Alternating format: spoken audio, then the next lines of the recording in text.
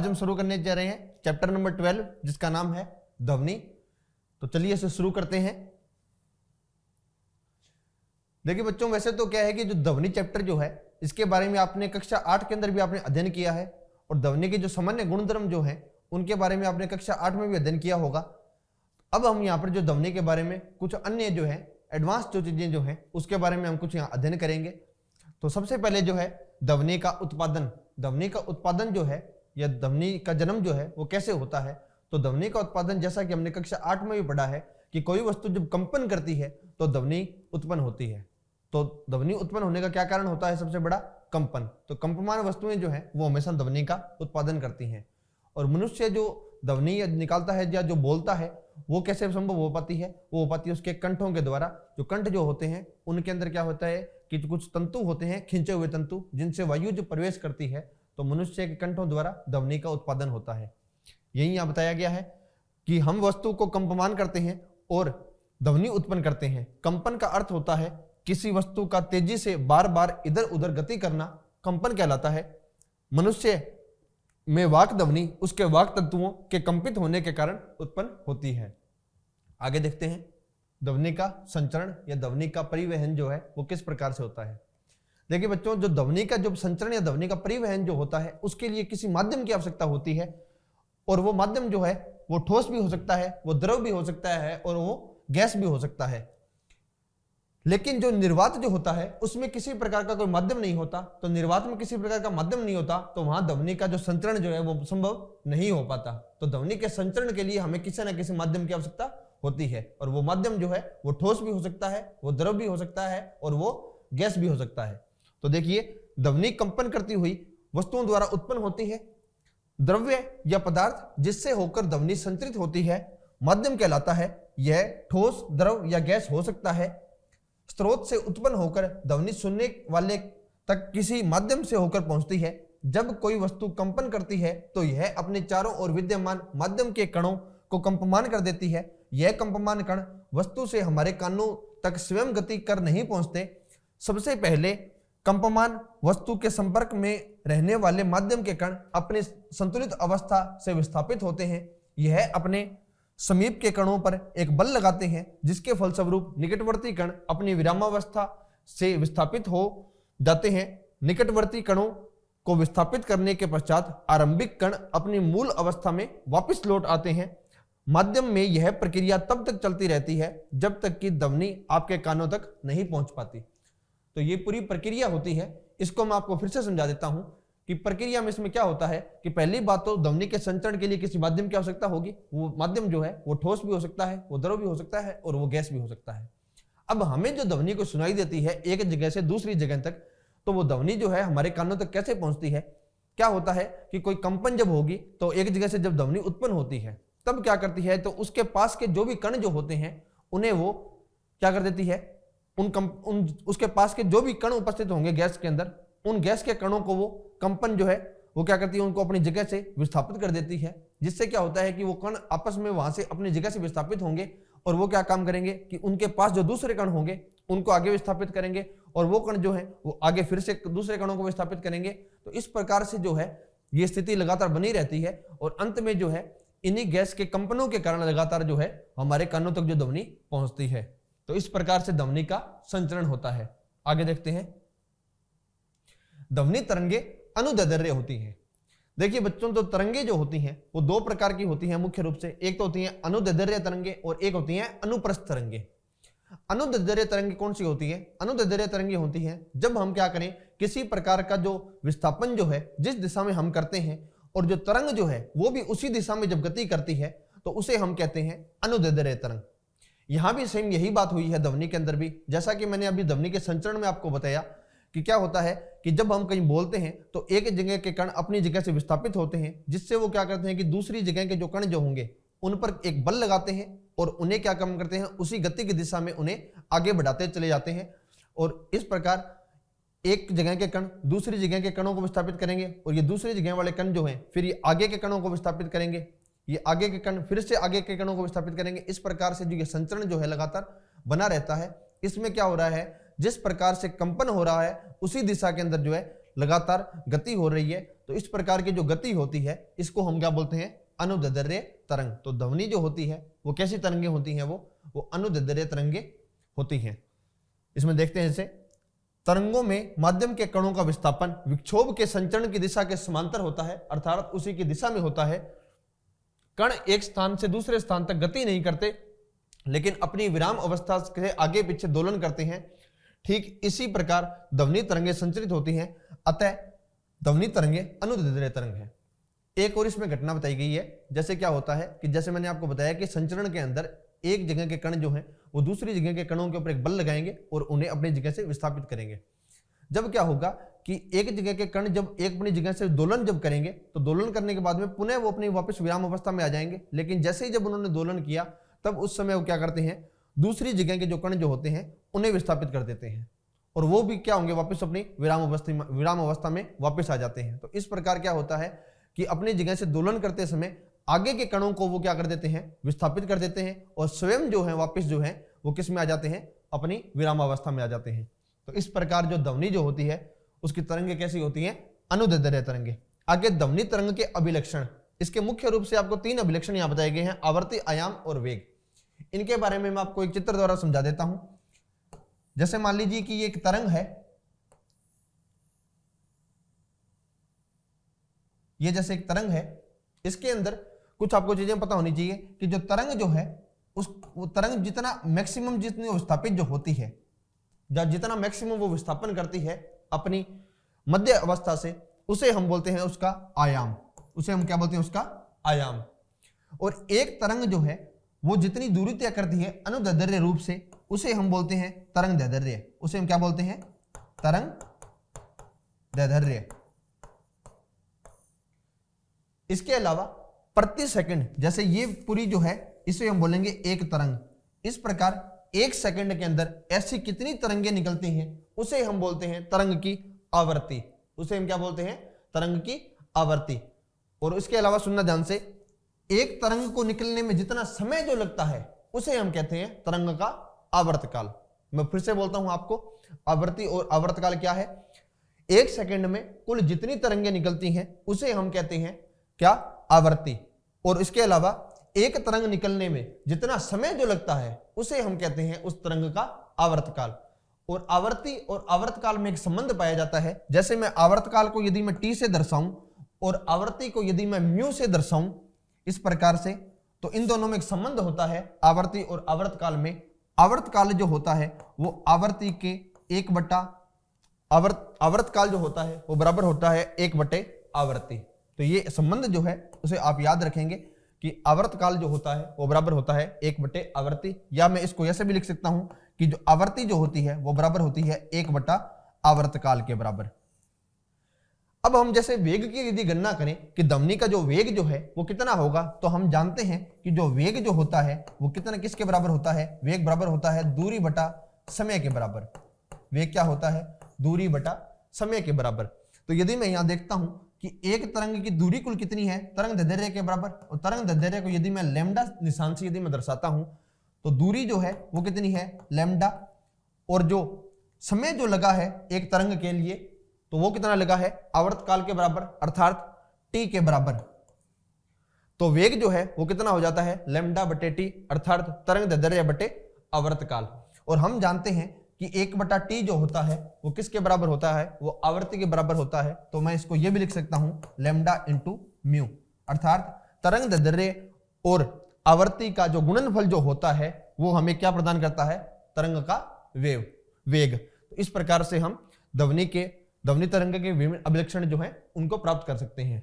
आगे बढ़ते हैं। ध्वनि का परावर्तन, जिस प्रकार से हमने प्रकाश का परावर्तन देखा है उसी प्रकार से ध्वनि का भी परावर्तन होता है। किसी ठोस या द्रव से टकराकर ध्वनि उसी प्रकार वापस लौटती है जैसे कोई रबड़ की गेंद किसी दीवार से टकराकर वापस आती है। प्रकाश की भांति ध्वनि भी किसी ठोस या द्रव की सतह से परावर्तित होती है। परावर्तित सतह पर खींचे गए, जैसे जिस प्रकार हमने प्रकाश में परावर्तन में हमने कुछ देखा था कि आपतित किरण, परावर्तित किरण, अभिलंब, आपतन बिंदु, उसी प्रकार जो है सारे के सारे बिंदु ध्वनि के परावर्तन में भी पाए जाते हैं। परावर्तक सतह पर खींचे गए अभिलंब तथा ध्वनि के आपतन होने की दिशा तथा परावर्तन होने की दिशा के बीच बनने वाले कोण आपस में बराबर होते हैं। जिस प्रकार हमने प्रकाश के परावर्तन में देखा था कि आपतन कोण और परावर्तन कोण बराबर होते हैं, उसी प्रकार ध्वनि के परावर्तन के अंदर भी आपतन कोण और परावर्तन कोण जो है वो बराबर होंगे और ये तीनों दिशाएं एक ही तल में होती हैं। जैसे हमने उसमें भी देखा था कि जो अभिलंब, आपतित किरण, परावर्तित किरण और अभिलंब बिंदु सभी एक ही तल में उपस्थित थे, उसी प्रकार ये सभी बिंदु ध्वनि के परावर्तन के अंदर भी एक ही तल में उपस्थित होते हैं। प्रतिध्वनि। प्रतिध्वनि क्या होता है? प्रतिध्वनि होता है कि ध्वनि का किसी जगह से टकराकर वापस आना प्रतिध्वनि कहलाता है। तो देखते हैं इसके बारे में। किसी उचित परावर्तक वस्तु जैसे किसी इमारत अथवा पहाड़ के निकट यदि आप जोर से चिल्लाएं या ताली बजाएं तो आपको कुछ समय पश्चात वह ध्वनि फिर से सुनाई देती है। आपको सुनाई देने वाली इसी ध्वनि को प्रतिध्वनि कहते हैं। हमारे मस्तिष्क में ध्वनि की संवेदना लगभग कितने समय तक? 0.1 सेकंड समय तक बनी रहती है। स्पष्ट प्रतिध्वनि सुनने के लिए मूल ध्वनि तथा परावर्तित ध्वनि के बीच कम से कम 0.1 सेकंड का समय अंतराल अवश्य होना चाहिए। तो यह होता है प्रतिध्वनि के बारे में। आगे बढ़ते हैं। अनुरणन। अनुरणन क्या होता है? यह एक घटना होती है ध्वनि से संबंधित।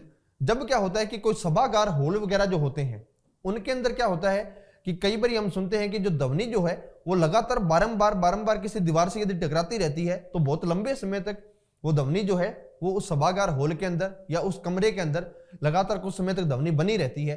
ये जो घटना जो होती है इसे हम बोलते हैं अनुरणन। अनुरणन कुछ नहीं है, अनुरणन सिर्फ इतना है कि इसमें क्या होता है कि ध्वनि का परावर्तन बहुत अधिक बार हो जाता है, जिससे वो ध्वनि जो है वो एक जगह पर बहुत लंबे समय तक बनी रहती है। यही घटना क्या होगी? अनुरणन। तो देखते हैं इसके बारे में। किसी बड़े हॉल में उत्पन्न होने वाली ध्वनि दीवारों से बार बार परावर्तन के कारण काफी समय तक बनी रहती है, जब तक यह इतनी कम ना हो जाए कि यह सुनाई देना ही बंद कर दे। यह बारंबार परावर्तन जिसके कारण ध्वनि निर्बध होता है, अनुरणन कहलाता है। अनुरणन को कम करने के लिए, अर्थात ध्वनि को जल्दी से जल्दी समाप्त करने के लिए, ताकि ये लंबे समय तक ना बनी रहे वहां पर, इसके लिए क्या किया जाता है? इसके लिए सभा भवनों की छतों, दीवारों पर ध्वनि अवशोषक पदार्थों जैसे संपीड़ित फाइबर बोर्ड, खुरदरे प्लास्टर अथवा पर्दे लगे होते हैं। तो ये घटना कौन सी थी? ये घटना थी अनुरणन। आगे बढ़ते हैं। जैसा कि हमने कक्षा 8 के अंदर भी हमने अध्ययन किया होगा कि जो ध्वनि जो है वहां पर हमने उसके दो रूप देखे थे। एक होते हैं कि ऐसी ध्वनियां जो हमें सुनाई नहीं देती हैं और एक ऐसी ध्वनियां जो हमें सुनाई देती हैं। तो जो ध्वनियां जो हमें सुनाई देती हैं उसके लिए एक निश्चित परिसर होता है, एक परास होती है निश्चित, उसी परास की ध्वनियां जो है हमें सुनाई देती हैं। ये निश्चित परास जो है ये हम आवर्ती के हिसाब से देखते हैं कि जो ऐसी ध्वनियां जो 20 हर्ट्ज से लेकर के 20 किलो हर्ट्ज के मध्य जो होती हैं वो ध्वनियां हमें सुनाई देती हैं, और ऐसी ध्वनियां जो 20 हर्ट्ज से कम होती हैं या 20 किलो हर्ट्ज से अधिक होती हैं वो ध्वनियां मनुष्य को सुनाई नहीं देती। तो मनुष्य के लिए श्रव्यता का जो परिसर जो होता है वो कितना होता है? वो होता है 20 हर्ट्ज से लेकर के, हर्ट्ज क्या होता है? HZ। हर्ट्ज जो होता है ये आवृत्ति का मात्रक होता है। तो मनुष्य के लिए श्रव्यता परिसर कितना होता है? 20 हर्ट्ज से लेकर के 20,000 हर्ट्ज के मध्य। कितना होता है? 20 हर्ट्ज से लेकर के 20,000 हर्ट्ज के मध्य। मनुष्य में ध्वनि के श्रव्यता का परिसर 20 हर्ट्ज से 20,000 हर्ट्ज तक होता है। 5 वर्ष से कम आयु के बच्चे तथा कुछ जंतु जैसे कुत्ते 25 किलो हर्ट्ज तक की ध्वनि को भी सुन सकते हैं। 20 हर्ट्ज से कम आवृत्ति की ध्वनियों को अवश्रव्य ध्वनि कहते हैं तथा 20 किलो हर्ट्ज से अधिक की ध्वनियों को पराश्रव्य ध्वनि या पराध्वनि कहते हैं। तो ऐसी कोई ध्वनि जिसकी आवृत्ति 20 किलो हर्ट्ज से अधिक होती है उसे हम क्या कहते हैं? उसे हम पराश्रव्य ध्वनि या पराध्वनि कहते हैं। और एक ऐसी ध्वनि जिसकी आवृत्ति जो है 20 हर्ट्ज से कम होती है उसे हम क्या बोलते हैं? उसे हम अवश्रव्य ध्वनि कहते हैं। आगे बढ़ते हैं। पराध्वनि के अनुप्रयोग। तो पराध्वनि क्या थी? पहले पराध्वनि है ऐसी ध्वनि जिसकी आवृत्ति का परिसर कितना है? 20 किलो हर्ट्ज से या 20,000 हर्ट्ज से अधिक। 20,000 हर्ट्ज से अधिक आवृत्ति की यदि कोई ध्वनि होगी तो उसे हम बोलेंगे पराध्वनि। इस पराध्वनि के क्या क्या अनुप्रयोग हो सकते हैं उसको हम देखते हैं। तो देखिए, पराध्वनियां उच्च आवृत्ति की तरंगे हैं, बिल्कुल, क्योंकि ऐसी ध्वनियां हैं जिनकी आवृत्ति 20,000 हर्ट्ज से अधिक है। उद्योगों तथा चिकित्सा के क्षेत्र में पराध्वनियों का विस्तृत रूप से उपयोग किया जाता है। क्या क्या उपयोग हो सकते हैं? तो पराध्वनियों का उपयोग जो है ऐसी वस्तुओं को साफ करने के लिए किया जाता है जिन वस्तुओं तक आसानी से पहुंचना कठिन होता है। तो ऐसी वस्तुओं को साफ करने के लिए भी क्या किया जाता है? पराध्वनि का उपयोग किया जाता है, जैसे कि सर्पिलाकार नली, विषम आकार के पुर्जे, इलेक्ट्रॉनिक अवयव आदि। तो इनको साफ करने के लिए क्या करते हैं? जिन वस्तुओं को साफ करना होता है उन्हें साफ करने से पहले मार्जन विलयन में रखते हैं और इस विलयन में पराध्वनि तरंगें भेजी जाती हैं जिससे ये वस्तुएं साफ हो जाती हैं। और इसके प्रयोग कर सकते हैं धातु के ब्लॉक में विद्यमान दरार या छिद्र जो बाहर से दिखाई नहीं देते भवन या पुल की संरचना की मजबूती को कम कर देते हैं।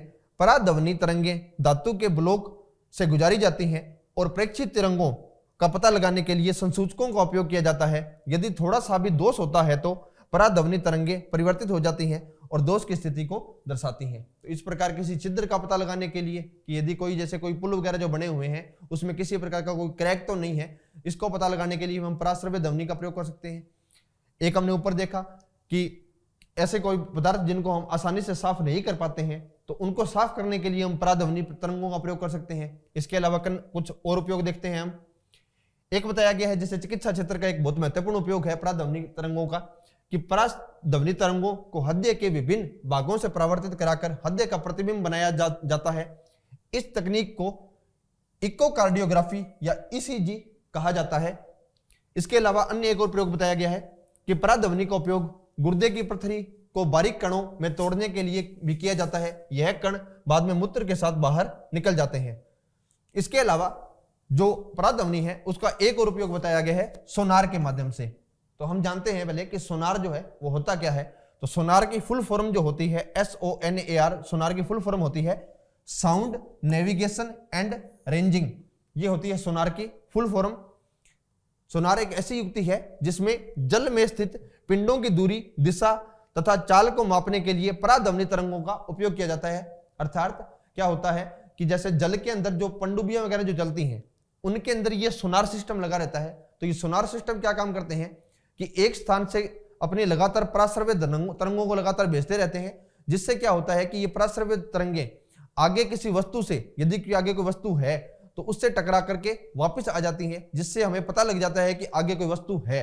तो इस प्रकार से किसी वस्तु का पता लगाने के लिए जल के अंदर जो है सोनार किरणों का जो प्रयोग जो है वो किया जाता है। और ये सोनार किरणें जो होती हैं वो कौन सी किरणें होती हैं? वो ये पराश्रव्य किरणें ही या पराश्रव्य तरंगें ही होती हैं। प्रेक्षित्र जो होता है भेजने वाला, जो तरंगों को भेजता है उसे कहते हैं प्रेक्षित्र। प्रेक्षित्र पराध्वनि तरंगें उत्पन्न तथा प्रेक्षित करता है। यह तरंगें जल में चलती हैं तथा समुद्र तल में पिंड से टकराने के पश्चात परावर्तित होकर संसूचक द्वारा ग्रहण कर ली जाती हैं। संसूचक पराध्वनि तरंगों को विद्युत संकेतों में बदल देता है जिनकी उचित रूप से व्याख्या कर ली जाती है। तो इस प्रकार से सोनार जो होता है वो कार्य करता है। तो बच्चों ये था आपका चैप्टर ध्वनि, जिसके अंदर हमने ध्वनि उत्पन्न कैसे होती है, इसका संचरण किस प्रकार से होता है, उसके बाद में हमने जो इसका ध्वनि का जो सर्वव्यापक अपरिसर जो होता है उसके बारे में हमने पढ़ा। इसके अलावा ध्वनि के जो कुछ अभिलक्षणिक लक्षण जो थे उसके बारे में हमने देखा। इसके अलावा जो है ध्वनि के अंदर जो हमने देखे बाद में कि पराश्रव्य ध्वनि जो है उनके क्या कुछ अनुप्रयोग हो सकते हैं, उसका एक बहुत महत्वपूर्ण अनुप्रयोग जो है वो सोनार होता है, उसके बारे में हमने पढ़ा। तो चलिए बच्चों हम मिलते हैं अब नेक्स्ट क्लास के अंदर। Thank you.